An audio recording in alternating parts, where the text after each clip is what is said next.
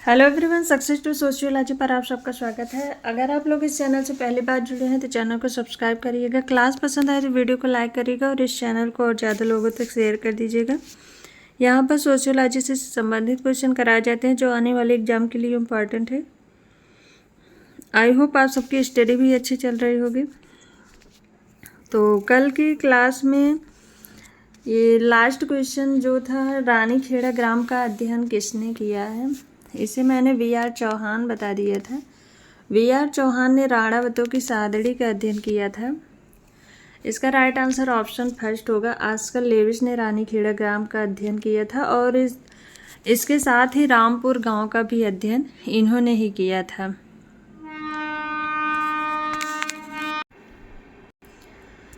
Option first यहाँ पर right answer होगा। आज का पहला क्वेश्चन है, वे रचना की अवधारणा संबंधित है जीन बॉड्रिलार्ड से, मिशेल फूको से, जैक्स डेरिडा से, जे.एफ. लियोटार्ड से।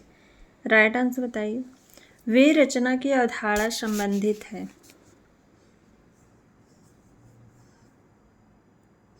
तो राइट आंसर होगा यहाँ पर ऑप्शन थर्ड, जैक्स डेरिडा से।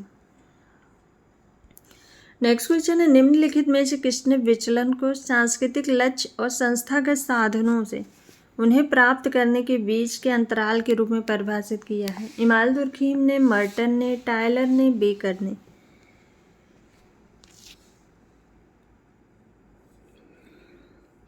विचलन को सांस्कृतिक लक्ष्यों तथा संस्थागत साधनों के माध्यम से उनके बीच अंतर करके लक्ष्य को प्राप्त करने के बारे में किसने बताया है? तो राइट आंसर होगा ऑप्शन सेकंड, रॉबर्ट के मर्टन ने। नेक्स्ट क्वेश्चन है, जब दो सांस्कृतिक समूह एक दूसरे के संपर्क में आते हैं और परिणाम स्वरूप कुछ निश्चित समय में एक समूह दूसरे समूह से इतना अधिक ग्रहण कर लेता है कि वह अपनी पहचान ही खो बैठता है और एक दूसरे में विलीन हो जाता है, तो इस प्रक्रिया को कहते हैं संस्कृतिकरण, समाजीकरण, समाकलन, आत्मसातकरण।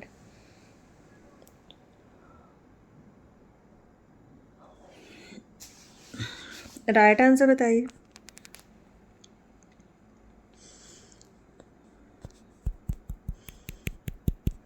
तो राइट आंसर होगा यहाँ पर आत्मसातकरण, ऑप्शन 4 राइट आंसर होगा। नेक्स्ट क्वेश्चन है, प्रतिस्पर्धा को शांतिपूर्ण संघर्ष के रूप में किसने वर्णित किया? Spencer, Coser, weber, Fraser. Right answer बताइए। प्रतिस्पर्धा को शांतिपूर्ण संघर्ष के रूप में किसने वर्णित किया है? राइट आंसर होगा मैक्स वेबर ने, ऑप्शन थर्ड राइट आंसर है। नेक्स्ट क्वेश्चन है, समाजीकरण होता है बाल्यावस्था में, युवावस्था में, जीवन पर्यंत, विभिन्न अंतरालों में।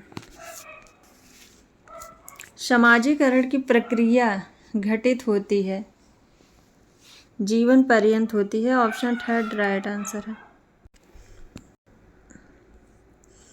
नेक्स्ट क्वेश्चन है, वह प्रक्रिया जिससे व्यक्ति समूह मूल्यों को अभियांत्रिकृत करता है। वह प्रक्रिया जिससे व्यक्ति समूह मूल्यों को अभियांत्रिकृत करता है कहलाता है आत्मसातकरण, समाकलन, समाजीकरण, समंजन। राइट आंसर बताइए। ऐसी कौन सी प्रक्रिया है जिसके द्वारा व्यक्ति समूह के मूल्यों को आंतरिकृत करता है? तो वो प्रक्रिया है समाजीकरण, option third right answer. Next question है, वे अनुष्ठान जो व्यक्ति के जीवन काल में जीवन के एक चक्र से दूसरे चरण में निर्णायक संक्रमण में महत्वपूर्ण होते हैं कहलाते हैं? भूमिका धारण, जीवन यात्रा संस्कार, परिस्थिति क्रिस्टलीकरण, परिस्थिति विन्यास। राइट आंसर बताइए।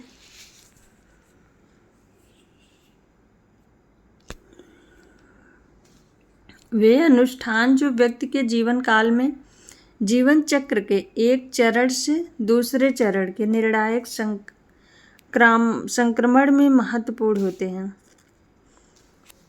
जीवन यात्रा संस्कार कहलाते हैं, ऑप्शन सेकंड राइट आंसर है। नेक्स्ट क्वेश्चन है, विवाह का एक प्रकार जो देवर विवाह कहलाता है किसके बीच होता है? की मृत पत्नी की बहन के बीच, उसके मृत भाई की पत्नी के बीच, निम्न जात की महिला के बीच, उच्च जात की महिला के बीच। राइट आंसर बताइए।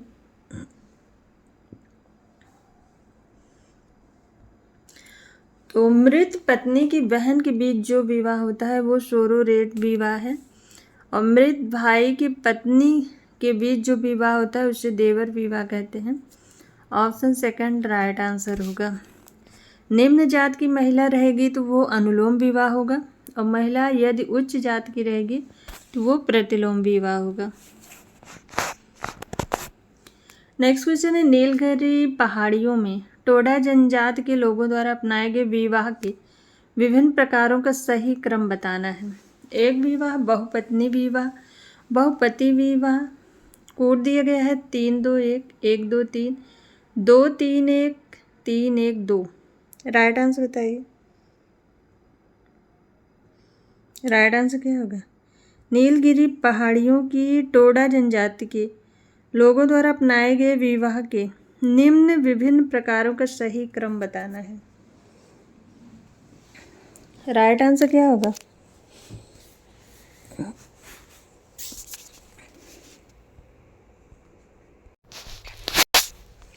राइट आंसर बताइए। राइट आंसर यहाँ को सबसे पहले बहुपत्नी विवाह, फिर बहुपति विवाह, उसके बाद एक विवाह। तो राइट आंसर होगा 2-3-1, ऑप्शन थर्ड राइट आंसर है। नेक्स्ट क्वेश्चन है, निम्नलिखित में से किस किस को जन्म मूलक परिवार में सम्मिलित किया जाता है? माता पिता, पति पत्नी, सहोदर। कोड दिया गया है 1-2-3, 1-2-2-3, 1-3। राइट आंसर बताइए। किस किस को जन्म मूलक परिवार में सम्मिलित किया जाता है? तो यहाँ पर राइट आंसर होगा माता पिता और सहोदर। ऑप्शन 4 राइट आंसर होगा, 1 और 3। नेक्स्ट क्वेश्चन है, परिस्थिति समूह शब्द किसने गढ़ा था? रॉबर्ट के Merton, max weber Parsons, Ralph Linton. परिस्थिति शब्द, परिस्थिति समूह, स्टेटस ग्रुप शब्द किसने गढ़ा? तो राइट आंसर होगा यहाँ पर ऑप्शन सेकंड मैक्स वेबर ने। नेक्स्ट क्वेश्चन है, जात स्त्रीकरण की व्यवस्था किस पर आधारित है? पुनर्जन्म, चातुर्वर्ण, आश्रम व्यवस्था, गोत्र।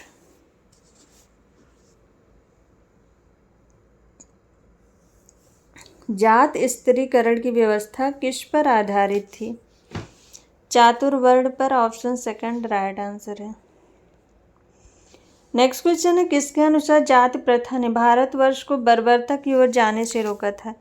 मेंडलबॉम, दुबे, अब्बे डुबाय, ड्यूमा। राइट आंसर बताइए।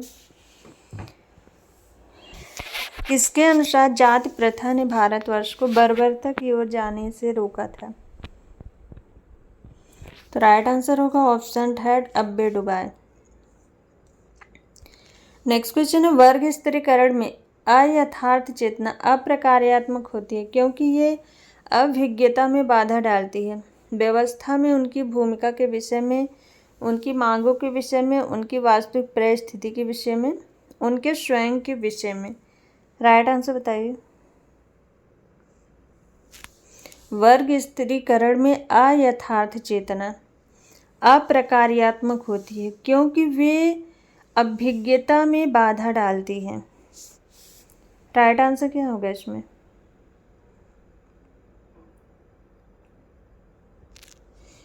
राइट आंसर होगा ऑप्शन 4 उनके स्वयं के विषय में। नेक्स्ट क्वेश्चन है, डेविस और मूर ने किस शीर्षक के अंतर्गत सामाजिक स्त्रीकरण के क्षेत्र में ज्वलंत और निरंतर प्रेरक वाद विवाद किया है? स्त्रीकरण का प्रकार्यात्मक विश्लेषण, स्त्रीकरण के कुछ सिद्धांत, एक आलोचनात्मक विश्लेषण, स्त्रीकरण के कुछ सिद्धांत, स्त्रीकरण का द्वंद्वात्मक विश्लेषण। राइट आंसर बताइए। डेविस और मूर के अनुसार बताना है।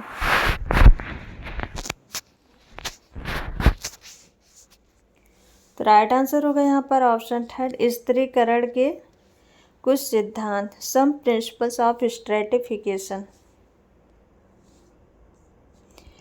नेक्स्ट क्वेश्चन है एस.सी. दुबे द्वारा वर्णित आनुष्ठानिक पवित्रता के 2 चरण हैं। शारीरिक स्वच्छता एवं सामाजिक दूरी, दीर्घ प्रक्षालन क्रिया विधि एवं दीक्षा संस्कार, एकांतवास एवं पृथकवास, औपचारिक पूजा एवं कर्मकांड। राइट आंसर बताइए।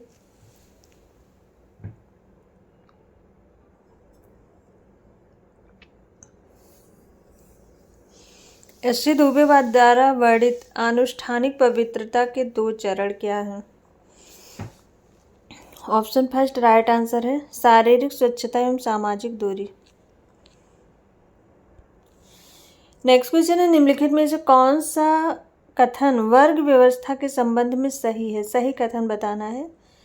एक वर्ग व्यवस्था को एक बंद व्यवस्था मान सकते हैं तो नहीं मान सकते हैं, ये गलत होगा।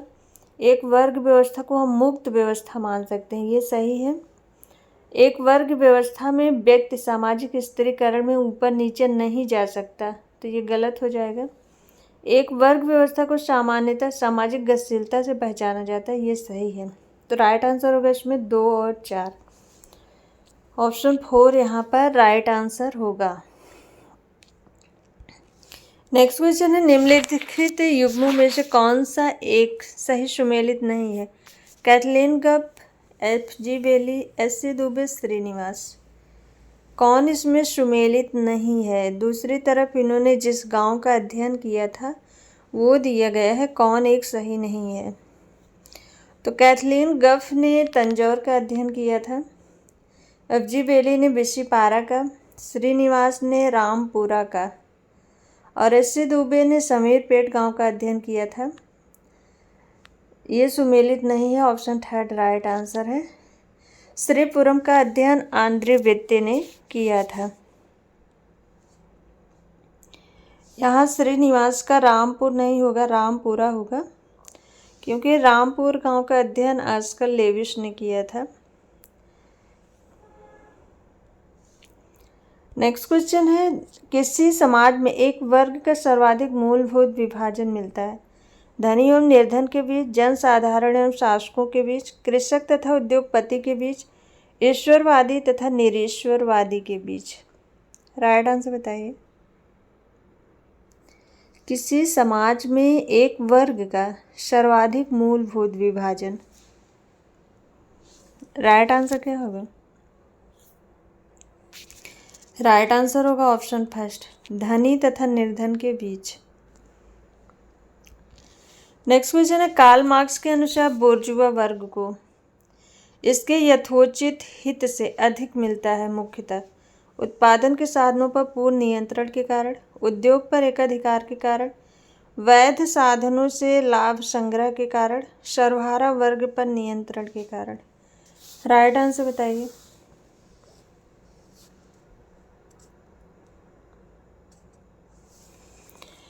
कार्ल मार्क्स के अनुसार बुर्जुआ वर्ग को इसके यथोचित हित से अधिक मिलता है मुख्यतः। यहाँ पर राइट आंसर होगा उत्पादन के साधनों पर पूर्ण नियंत्रण के कारण। ऑप्शन फर्स्ट राइट आंसर है। नेक्स्ट क्वेश्चन है जाति और वर्ग में मुख्य भेद है। जाति वर्ग विहीन समाज में परिचालित होती है, वर्ग जाति विहीन समाज में। जाति सदैव समृद्ध होती है जबकि वर्ग सदैव विवरित होता है। जाति के मामले में व्यक्ति की परिस्थिति आरोपित होती है, वर्ग में अर्जित होती है। जाति के मामले में व्यक्ति को सर्वाधिक हानि उठानी पड़ती है, वर्ग में ऐसा नहीं होता। मुख्य भेद बताना है जाति और वर्ग में। तो जाति में यहाँ पर जाति होगा, थोड़ा मिस्टेक हो गया है। जाति के मामले में व्यक्ति की ये प्रदत्त या आरोपित होती है और वर्ग में अर्जित की जाती है। ऑप्शन 3 यहाँ पर राइट आंसर होगा। नेक्स्ट क्वेश्चन है प्रकार्यात्मक स्त्रीकरण के रूप में द्वैध संगठन किनमें प्रचलित है? जातियां, वर्ग, एथ क्लास, जनजातियां। प्रकार्यात्मक स्त्रीकरण के रूप में द्वैध संगठन। ऑप्शन फर्स्ट राइट आंसर है जनजातियाँ, जातियाँ। ऑप्शन फर्स्ट जातियाँ होगा।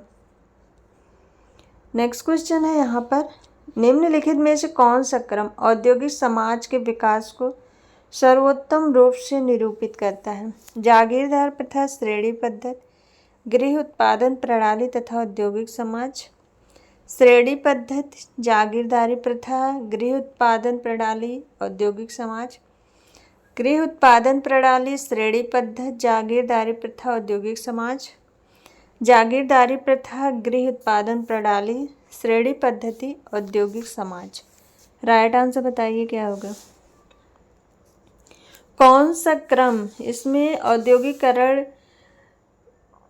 समाज तक का, समाज के जो विकास है, औद्योगिकरण समाज का जो विकास हुआ उसका सही क्रम बताना है। किस क्रम में औद्योगिकरण समाज आया है? राइट आंसर बताइए।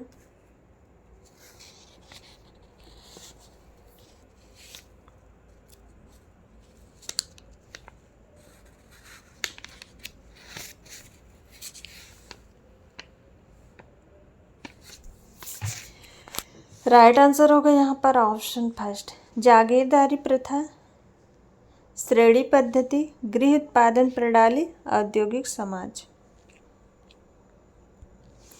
नेक्स्ट क्वेश्चन है, निम्नलिखित में से कौन सी विशेषता उद्योगोत्तर समाज से संबंधित नहीं है? जो संबंधित नहीं है वह बताना है इसमें। तो ऑप्शन में है वर्धित स्रोतों का सामाजिक कल्याण एवं सुरक्षा के लिए विभाजन, उपभोग के स्वरूप का भोजन, वस्त्र और आवास की मूल आवश्यकताओं से बढ़कर होना, समाज प्रौद्योगिक परिपक्वता से आगे बढ़ता है, समाज की अर्थव्यवस्था से संसार से अपेक्षाकृत पृथक है। राइट आंसर बताइए। कौन सी विशेषता इसमें से कौन एक विशेषता है जो उद्योगोत्तर समाज से संबंधित नहीं है?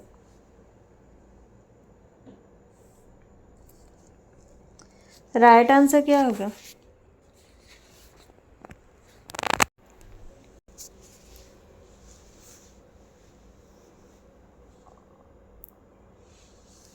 तो यहाँ पर राइट आंसर होगा ऑप्शन 4, समाज की अर्थव्यवस्था शेष संसार से अपेक्षाकृत पृथक है।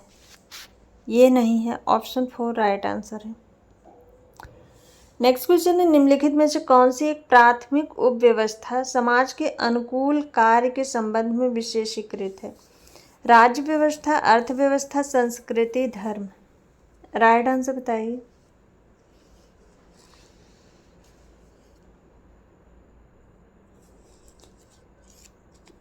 कौन सी एक प्राथमिक उपव्यवस्था समाज के अनुकूली कार्य के संबंध में विशेषीकृत है? तो राइट आंसर होगा ऑप्शन सेकंड, अर्थव्यवस्था। नेक्स्ट क्वेश्चन है, हर्बर्ट स्पेंसर ने समाज के प्रकारों को उनके निम्नलिखित में से किसके अंशों के अनुसार सरलतम से सर्वाधिक जटिल होने के रूप में वर्गीकृत किया है? सम्मिश्रण, समुच्चयन, सामाजिक बंधन, ज्ञान। राइट आंसर बताइए।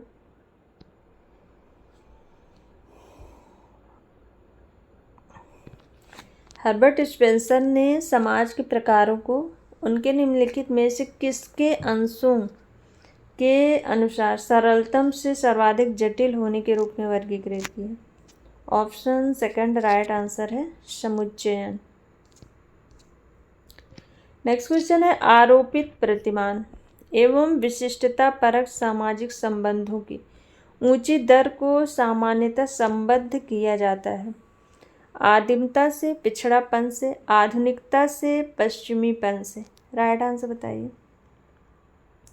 आरोपित प्रतिमान मतलब कि प्रदत्त।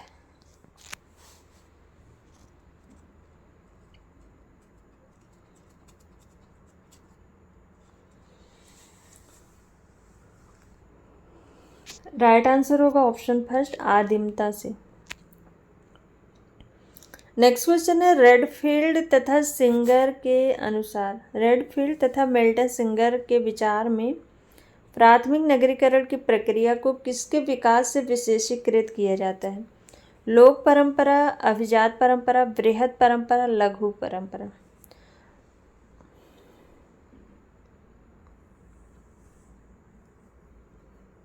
रेडफील्ड तथा सिंगर के विचार में प्राथमिक नगरीकरण की प्रक्रिया को किसके विकास से विशेषीकृत किया जाता है?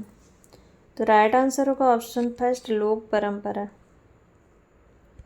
नेक्स्ट क्वेश्चन है, डेनियल लर्नर ने गैर आर्थिक चरों और किसके बीच सख्त अंतर संबंध नापा है?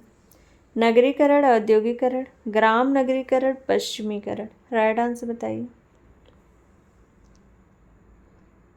डेनियल लर्नर ने गैर आर्थिक चरों और किसके बीच सख्त अंतर संबंध नापा है?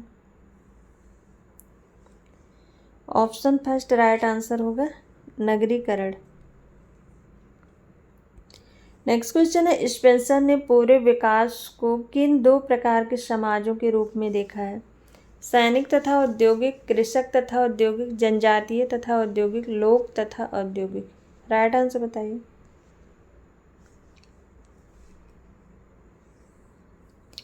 हर्बर्ट स्पेंसर ने पूरे विकास को किन दो प्रकार के समाज के रूप में देखा?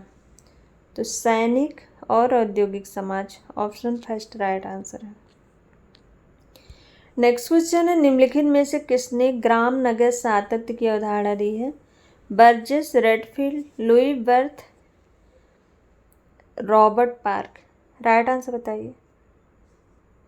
किसने ग्राम नगर सातत्य की अवधारणा दी? तो दी है रेडफील्ड ने। ऑप्शन सेकंड राइट आंसर होगा।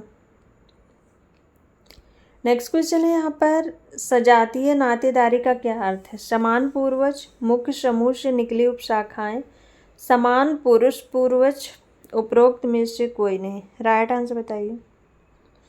सजातीय नातेदारी का क्या अर्थ है?